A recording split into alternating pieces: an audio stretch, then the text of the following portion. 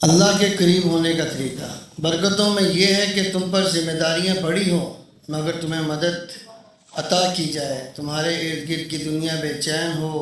مگر تم مطمئن رہو، تمہارے مشاغل بھاری ہوں مگر تم انہیں بخوبی انجام دو، تمہارا وقت کم ہو مگر تم اس میں برکت ہو، تم حلال کی تلاش میں نکلو تو اللہ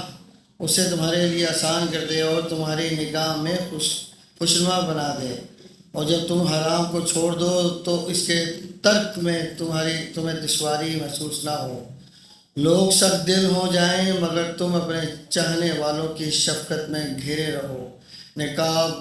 بڑھ جائیں مگر تمہیں سچے اور حقیقی چہرے نصیب ہوں،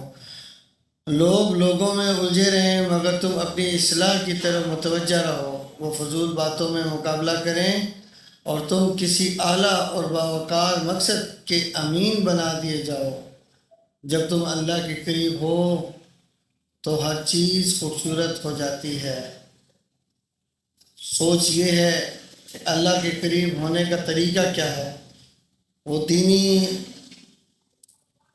محفلیں ہیں اور علماء کی صحبتیں ہیں، جو اس کے اندر بیٹھے گا اللہ پاک اس کو نیک بھی بنائے گا اور اس کے کاموں میں برکت بھی عطا فرمائے گا۔ جزاک اللہ خیر و احسن الجزاء فی الدنیا والآخرہ۔ السلام علیکم ورحمۃ اللہ وبرکاتہ۔